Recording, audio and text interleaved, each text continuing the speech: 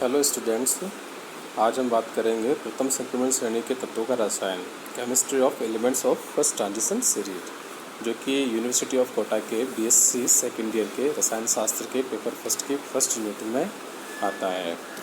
अच्छा, हम संक्रमण तत्व किसे कहते हैं? सबसे पहले अपने माइंड में यही क्वेश्चन आता है कि संक्रमण तत्व क्या है। तो मोटे रूप से मैं आपको समझाना चाहूँगा कि एस ब्लॉक के जो तत्व होते हैं वो प्रबल धात्विक गुणों से युक्त होते हैं और पी ब्लॉक में मुख्यतः अधात्विक और विद्युत ऋणी तत्व आते हैं और डी ब्लॉक में एस धात्विक तत्व आते हैं, बट उनकी धात्विक क्षमता क्या होती है? एस ब्लॉक के तत्वों की तुलना में उनकी धात्विक क्षमता कम होती है। तब पी ब्लॉक के तत्वों के कंपेयर में उनकी धात्विक क्षमता काफ़ी अधिक होती है। अर्थात डी ब्लॉक के तत्व धात्विक और अधात्विक तत्वों के बीच में एक संक्रमण का कार्य करते हैं, इसलिए इनको संक्रमण तत्व कहते हैं। ये तो हम समझने के हिसाब से बात करते हैं, लेकिन इसको परिभाषित कैसे करेंगे? चूँकि संक्रमण तत्व अब हमने डी ब्लॉक एलिमेंट्स को कहा, मतलब जिनमें अंतिम इलेक्ट्रॉन डी कक्षक में जा रहा है, तो वे तत्व जो अपनी सामान्य अवस्था में या सामान्य ऑक्सीकरण अवस्था में जिनके डी कक्षक अपूर्ण या आंशिक भरे हो, ऐसे तत्वों को हम क्या कहेंगे? संक्रमण तत्व कहेंगे। तो डी ब्लॉक के तत्व संक्रमण तत्व कहलाते हैं। अब इसमें कितनी श्रेणी आती है? इसमें first transition elements, second transition series आती है, थर्ड ट्रांजिशन सीरीज आती है और फोर्थ ट्रांजिशन सीरीज आती है। फर्स्ट, सेकंड और थर्ड ट्रांजिशन सीरीज में 10-10 तत्व पाए जाते हैं। फोर्थ ट्रांजिशन सीरीज अभी अपूर्ण है और इसमें मानव द्वारा जो संश्लेषित किए गए हैं प्रयोगशाला में, वो तत्व इसके अंदर आते हैं। इस तरीके से फर्स्ट, सेकंड, थर्ड और फोर्थ 4 ट्रांजिशन सीरीज पाई जाती है। अब फर्स्ट ट्रांजिशन सीरीज सबसे पहले कौन से कोष में आती है उसके बारे में हम बात करते हैं। चूँकि डी कक्षा सबसे पहले कौन से कोष में प्रकट होते हैं? थर्ड कोष में प्रकट होते हैं और थर्ड कोष का अंतिम इलेक्ट्रॉन है ऑर्गन, जिसका परमाणु क्रमांक है 18।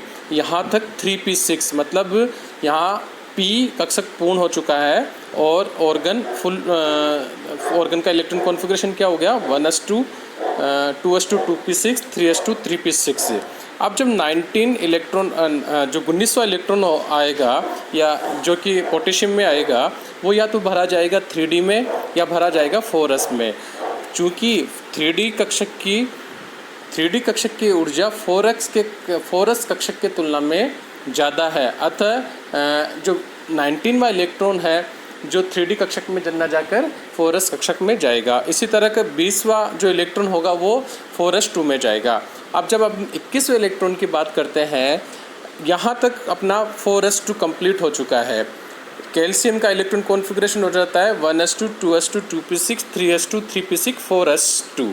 अब जब 21 इलेक्ट्रॉन जो कि स्केडियम का है उसकी बात करते हैं, या तो वो जाएगा 3d में या वो जाएगा 4p में, लेकिन 4p जो कक्षक होता है उसकी ऊर्जा 3d कक्षक के ऊर्जा की तुलना में ज़्यादा होती है। तो यहाँ सबसे पहले जो इलेक्ट्रॉन आएगा वो 3d कक्षक में आएगा। तो फर्स्ट इलेक्ट्रॉन जो 3d कक्षक में आएगा वो स्केंडियम का आएगा और 21वां इलेक्ट्रॉन होगा।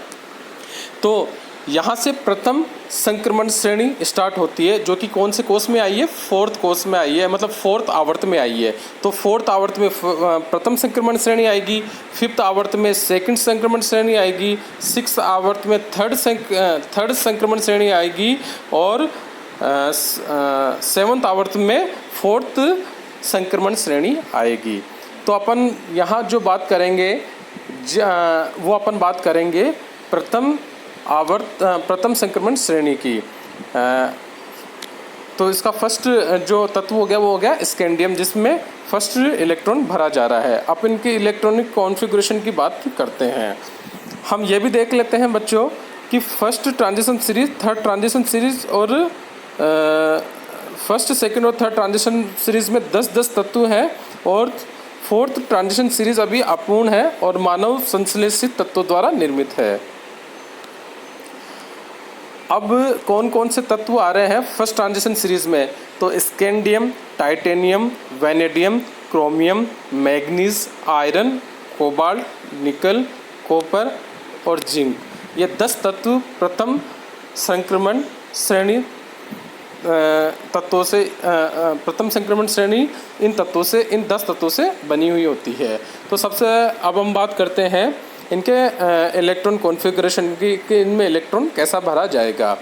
तो देखिए 21वें जो स्कैंडियम का परमाणु क्रमांक है 21, उसमें सबसे पहले डी कक्षक में एक इलेक्ट्रॉन आएगा। देन टाइटेनियम में दूसरा इलेक्ट्रॉन 3d2 में चला जाएगा। वेनेडियम में 3d3 इसका कॉन्फ़िगरेशन हो जाएगा। और क्रोमियम की बात करते हैं तो इसका इलेक्ट्रॉन कॉन्फ़िगरेशन होना चाहिए 3d4 4s2, लेकिन इलेक्ट्रॉन कॉन्फ़िगरेशन आता है 3d5 4s1। ऐसा क्यों? तो हम बात करते हैं कि जैसा कि आप सब लोग जानते हैं अर्धपूरित और पूर्ण पूरित कक्षकों का स्थायित्व सबसे अधिक होता है। तो अर्धपूरित कक्षक का स्थायित्व अधिक होने के कारण ही इसमें से एक इलेक्ट्रॉन 4s से निकलकर 3d कक्षक में आ जाता है और इसका इलेक्ट्रॉन कॉन्फ़िगरेशन होता है 3d5 4s1। नेक्स्ट इलेक्ट्रॉन जो कि मैग्नीज का है वो वापस किस में चला जाएगा 4s2 में, क्योंकि एनर्जी सब कुछ गेम है वो एनर्जी का गेम है। तो 4s की ऊर्जा यहाँ पे 3d से कम होने के कारण जो अगला इलेक्ट्रॉन जा रहा है वो 4s में जा रहा है।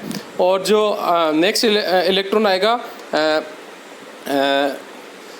आयरन का वो किस में आ जाएगा 3d6 में।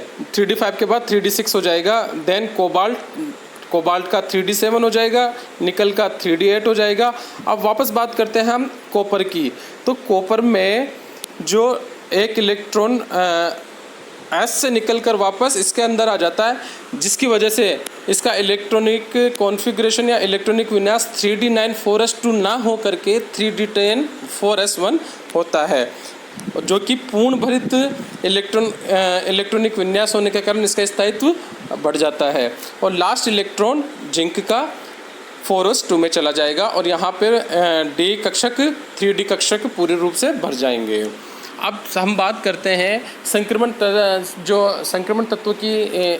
तत्व की परिभाषा में हमने बोला था कि संक्रमण तत्व वे तत्व होते हैं जिनके डी कक्षक आंशिक रूप से भरे होते हैं।